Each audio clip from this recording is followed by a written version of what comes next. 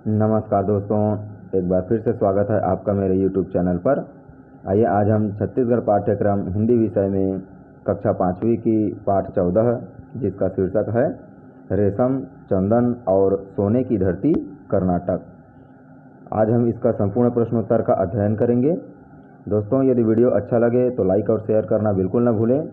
साथ ही यदि आप मेरे YouTube चैनल पर पहली बार आए हैं तो हमारे चैनल को सब्सक्राइब कर सपोर्ट जरूर करें। साथ ही बगल में दिए गए बेल आइकन को दबा दें। प्रश्न पहला है, कर्नाटक में सोने की खान कहाँ है? उत्तर है, कर्नाटक में सोने की खान कोलार नामक स्थान पर है। प्रश्न दूसरा है, मैसूर का सर्वाधिक महत्वपूर्ण महल कौन सा है? उत्तर, लक्ष्मी विलास मैसूर का सर्वाधिक महत्वपूर्ण महल है। प्रश्न तीसरा है दोस्तों, कर्नाटक के प्रसिद्ध लोकनाट्य का नाम क्या है? उत्तर, कर्नाटक के प्रसिद्ध लोकनाट्य का नाम यक्षगान है। प्रश्न चौथा, बगीचों का शहर किसे कहा जाता है? उत्तर, बगीचों का शहर बंगलुरु को कहा जाता है। प्रश्न पांचवा है, श्रवणबेलगोला में किसकी विशाल प्रतिमा है? उत्तर, श्रवणबेलगोला में भगवान गोमतेश्वर बाहुबली की 57 फीट ऊंची विशाल प्रतिमा है।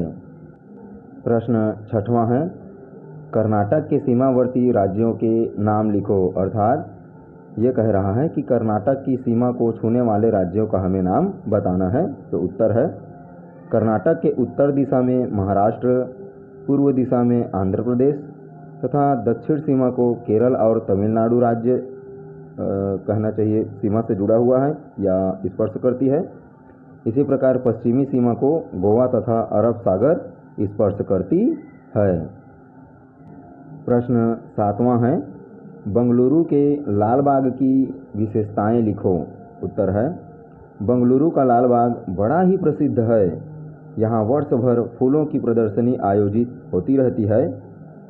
यहाँ के बगीचे में एक मछली घर भी है जहाँ अनेक प्रकार की सुंदर मछलियाँ रखी गई है। प्रश्न आठवां है, बांदीपुर राष्ट्रीय उद्यान में पाए जाने वाले प्राणियों के नाम लिखो। उत्तर है, बांदीपुर राष्ट्रीय उद्यान में हाथी, चीतल, बारहसिंगा, तेंदुआ, सांभर सहित कई अन्य वन्यजीव पाए जाते हैं। प्रश्न 10वां है, वृंदावन उद्यान की विशेषताएं लिखो। उत्तर है, वृंदावन उद्यान की शोभा निराली है। सुंदर रंगीन फूलों और फव्वारों से सजे इस बाग में संगीत की धुन पर नाचते रंगीन फव्वारों को देखने के लिए बड़ी ही तादाद में अर्थात संख्या में भीड़ एकत्रित होती है, जुटती है।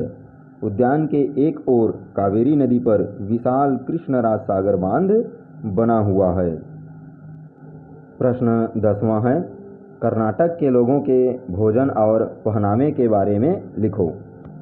उत्तर है, कर्नाटक में पुरुष लोग धोतरा अर्थात एक प्रकार की धोती पहनते हैं और महिलाएं साड़ी पहनती है। साथ ही महिलाएं अपने जूड़े में फूलों का गजरा अवश्य लगाती है।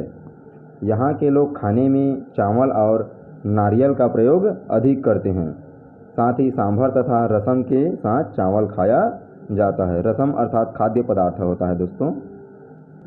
प्रश्न 11वां है, मैसूर के दशहरे का वर्णन करो। उत्तर है, मैसूर में दशहरे का उत्सव भारत में सबसे शानदार ढंग से मनाया जाता है। इस दिन राजा की सवारी हाथी पर निकलती है। देश विदेश से लाखों लोग इस अवसर पर यहाँ एकत्रित होते हैं। नवरात्रि से लेकर अर्थात नवरात्रि के प्रथम दिन से लेकर विजयादशमी तक यहाँ विविध सांस्कृतिक कार्यक्रम होते रहते हैं। प्रश्न 12वां है, यक्षगान क्या है? इसका उत्तर है, यक्षगान कर्नाटक का प्रसिद्ध लोकनाट्य है जो पौराणिक कथाओं पर आधारित होता है। पौराणिक अर्थात पुराने समय का जो पुराण है, ग्रंथ है, उस पर आधारित होता है और इसमें अभिनय के साथ इसे प्रस्तुत किया जाता है। प्रश्न 13वां है, कर्नाटक की 3 प्रमुख वस्तुएं क्या है? तो इसका उत्तर है, कर्नाटक की 3 प्रमुख वस्तुएं सोना, रेशम तथा चंदन है। प्रश्न 14 है, अपने क्षेत्र में दशहरा पर्व कैसे मनाया जाता है, वर्णन करो। ये कह रहे हैं दोस्तों कि आप जहाँ रहते हैं वहाँ दशहरा का पर्व कैसे मनाया जाता है उसको लिखना है। तो आपको एक आधार मिले इसलिए मैं अपने क्षेत्र में या सभी क्षेत्रों को औसतन तौर पर कैसे मनाया जाता है इसको मैंने लिखा है। आप अपने हिसाब से लिखेंगे तो ज़्यादा अच्छा होगा। अपने अनुभव को भी ज़रूर लिखने का प्रयास करना चाहिए। तो आइए हम देखते हैं उत्तर। दशहरा हिंदुओं का एक प्रमुख त्यौहार है। इस दिन लोग शस्त्र पूजा करते हैं और नया कार्य प्रारंभ भी करते हैं। इस दिन जगह जगह मेले लगते हैं। रामलीला का आयोजन होता है। लोग रामलीला देखने भी जाते हैं। मेले में मिठाई तथा खिलौने लेते हैं। रावण का विशाल पुतला बनाकर जलाया जाता है। दशहरा अर्थात विजयादशमी भगवान राम की विजय दिवस के रूप में मनाया जाता है। इस तरह दशहरा का पर्व मनाया जाता है। प्रश्न 15वां है दोस्तों कि सही जोड़ियाँ मिलाओ। यहाँ पर मैं सीधा उसका सही उत्तर लिखा हूँ। आप प्रश्न और उत्तर दोनों लिखने का प्रयास करें। क है कृष्णराज सागर, यह कावेरी नदी पर बना है। ख है गोमतेश्वर बाहुबली, यह 57 फीट ऊंची श्रवणबेलगोला में बना है। श्रीरंगपत्तनम, यह टीपू सुल्तान का राजधानी था। यक्षगान जो है लोकनाट्य का कर्नाटक का प्रसिद्ध लोकनाट्य है। महिषासुर एक दैत्य था। रसम मायने खाद्य पदार्थ होता है। लालबाग जो है बेंगलोर में है। दोस्तों अगला प्रश्न भाषा तत्व और व्याकरण से है। प्रश्न पहला, निम्नलिखित शब्दों को शुद्ध कर लिखो। ये कह रहे हैं दोस्तों जो नीचे शब्द दिया गया है वह गलत लिखा है, हमें उसे सुधारना है। तो आइए हम सीधा अशुद्ध और शुद्ध दोनों वाक्य को देखते हैं। उत्पत्ति, इसका शुद्ध शब्द है उत्पत्ति। अंतर्गत का अंतर्गत, यहाँ पर मात्राओं पर बस त्रुटि किया गया है, तो आप वीडियो को अच्छी तरीक़ा से देख लीजिए। जहाँ पर बड़ा ई है वो छोटा ई होगा। जो जिसको हम लोग रारेरा बोलते हैं वह जो है जिस वर्ण पर लगना है उस वर्ण को छोड़कर वो दूसरे वर्ण पर लगा है तो उसे हमें सही वर्णों पर लगाना है। जैसे अंतर्गत में ग पर लगना है तो वो त पर लगा है।